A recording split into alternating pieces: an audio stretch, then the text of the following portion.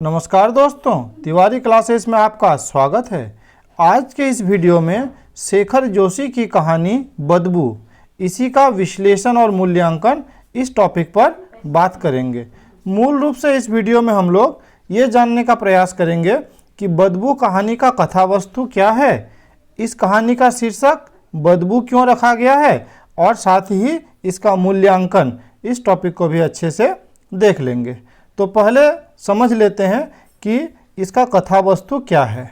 तो शेखर जोशी की कहानी बदबू कारखाने में काम करने वाले लोगों की जिंदगी पर आधारित कहानी है। तो यहाँ स्पष्ट है कि ये बदबू जो कहानी है ये कारखाने में काम करने वाले लोगों की जिंदगी को आधार बनाकर लिखी गई कहानी है, जहाँ बदबू जिजीविषा और संघर्ष का प्रतीक है, क्योंकि जब तक यह उम्मीद है कि व्यक्ति में शोषक से संघर्ष करने की हिम्मत अभी बाकी है, मानवीय संवेदना बचे रहने का संकेत है। वर्तमान पूंजीवादी व्यवस्था से उसे शोषण चक्र में इस तरह से पीस देती है कि बदबू होते हुए भी कारखाने के लोगों को बदबू महसूस नहीं होती, अर्थात वो व्यवस्था का गुलाम होकर संवेदनहीन बन जाता है। कारखाने के भीतर और बाहर दोनों ही जगह वे स्वयं को असहाय अनुभव करते हैं। वे उसमें खटके और सब कुछ स्वीकार करके रहना ही अपने जिंदगी की नियति मान चुके होते हैं। अब जो कहानी का शुरुआत होता है, इसमें क्या है कि एक कारखाने में एक नए नौजवान की भर्ती होता है, जिसे कारखाने में पहले दिन काम समाप्त करने के लिए अपने हाथों से गहरी बदबू का एहसास होता है, जो कि साबुन तथा केरोसिन तेल से धुलने के बाद भी और अधिक तीव्र और तीखी हो उठती है और उस नवयुवक में खींच को बढ़ा देती है, जिसको देखकर कारखाने के दूसरे मजदूर, जैसे एक मजदूर का यहाँ पे नाम दिया गया है घासी, तो घासी नामक मजदूर गांव के मेहतर की लड़की का किस्सा रस ले लेकर सुनाया, जो कि गंदा उठाने के कार्य में अभ्यस्त होने के कुछ दिन बाद उसकी बदबू को अनुभव नहीं करती थी। अर्थात इसमें घासी इस नवयुवक को बताना चाह रहा है कि तुम तो पहले दिन आए हो, तो तुमको अभी क्या हो रहा है, ज़्यादा बदबू लग रहा है। थोड़ा दिन जब इसका आदी हो जाओगे तब देखना कोई बदबू नहीं लगेगा। इसके लिए एक वो उदाहरण देती है कि गांव की एक मेहतर की लड़की है, जो पहले क्या है अपना काम करती थी तो गंदा उठाती थी, तो उसे बहुत गंद आता था, लेकिन आज देखो उसे क्या हो गया है, आदत हो गया, तो अब तो उसे कोई बदबू का अनुभव भी वो अब नहीं करती है ना।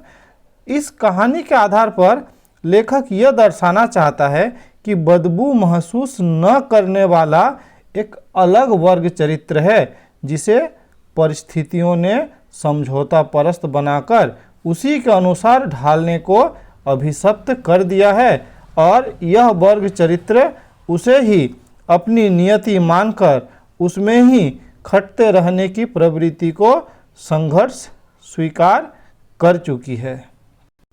अर्थात इसमें वैसे वर्ग का बात किया जा रहा है जो अपने परिस्थितियों से क्या कर लिया है, समझौता कर लिया है, और वो उसी परिस्थिति में जीने के लिए मजबूर है। इसीलिए तो ऐसे स्थिति में भी उसे बदबू का एहसास नहीं होता है।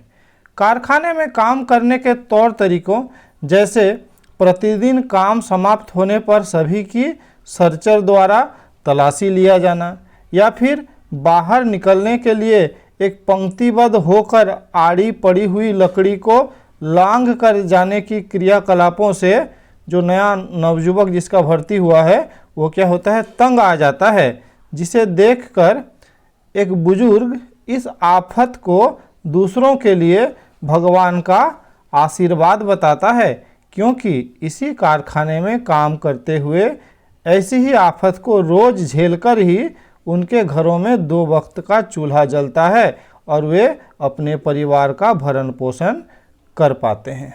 अर्थात जब उस नवयुवक को क्या होता है, इन सब बातों से काफ़ी परेशानी होता है ना।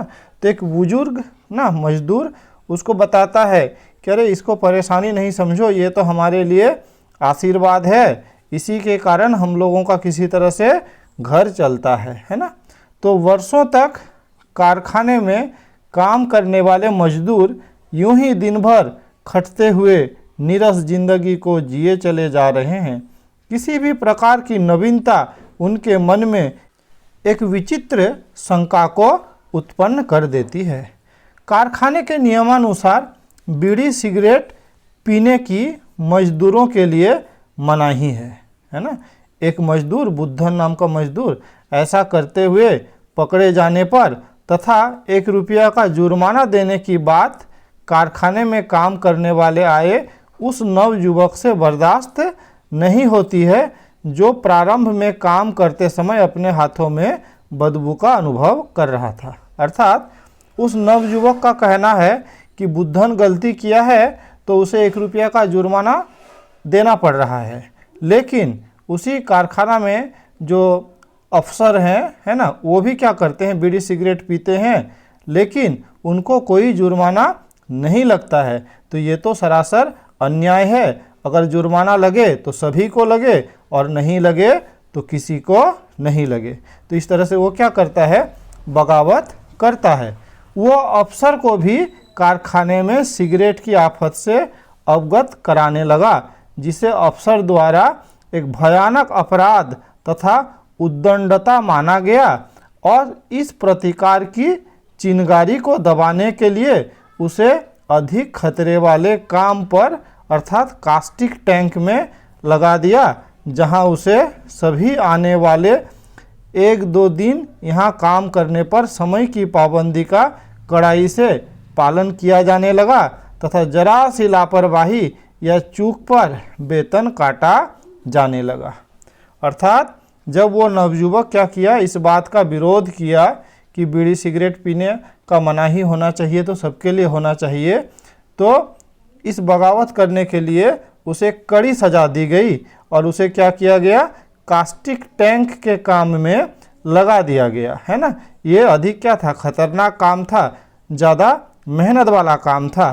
साथ ही साथ उसे हर चीज़ के लिए क्या है, एकदम पाबंद कर दिया गया, समय की पाबंदी कड़ाई से लागू किया गया। हाँ, जरा सी भी अगर लापरवाही हो जाए, जरा सी भी चूक हो जाए तो उसका वेतन काटा जाने लगा। अर्थात उस नवयुवक की आवाज़ को दबाने का भरपूर प्रयास किया गया। उस नवयुवक के साथ सहानुभूति रखने वाले मजदूरों का भी वेतन नवयुवक की चूक के कारण कटने लगा, तो वे धीरे धीरे उससे अलग होते चले गए और वह नवयुवक अंततः सिजोफ्रेनिया नामक मानसिक बीमारी की गिरफ्त में पहुंचता जा रहा था, है ना। तो ये सिजोफ्रेनिया ये एक ऐसी बीमारी है जिसमें बहुत सतर्कता होने के बाद भी गलतियां होती जाती है ना। तो जब उस नवयुवक को लगा कि मेरे चलते मेरा जो शुभचिंतक है उनका भी वेतन कट रहा है, तब वो क्या करने लगा, उन सबसे दूर ही रहने लगा कि ताकि कम से कम मेरे चलते किसी दूसरे का वेतन न कट जाए। और वैसे अकेले रहते रहते वो सिजोफ्रेनिया नामक मानसिक बीमारी का शिकार हो जाता है, जिसमें क्या होता है, बहुत सावधानी बरतने के बाद भी गलतियां होती जाती है। दिन भर यंत्रवत काम करने तथा थकान से चूर होकर एक दिन जब वो अपने हाथों से बदबू को साफ कर रहा था, तो उसे लगा कि अब उसके हाथों से गंध मिट चुकी है। अर्थात अब वो उस मेहतर की लड़की के समान आदी हो चुका है।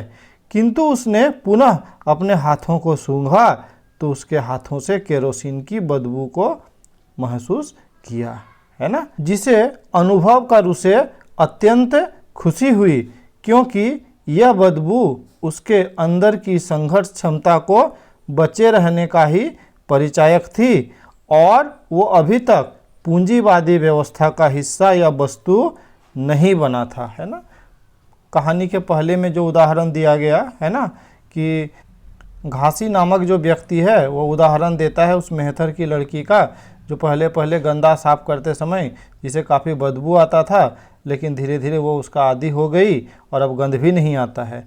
तो इस नवयुवक को जब पहली बार सूंघने के बाद कोई बदबू नहीं आया हाथ से, तो वो थोड़ा सा आश्चर्यचकित हो गया, अरे क्या मैं भी इसी सिस्टम का हिस्सा बन गया। लेकिन फिर से जब वो सूंघ के देखता है हाथ को, तो उसे लगता है कि नहीं, अभी भी क्या है, गंध आ रहा है, अभी भी बदबू आ रहा है। इसका मतलब ये हुआ कि अभी तक वो क्या हुआ, उस पूंजीवादी व्यवस्था का हिस्सा नहीं बना था।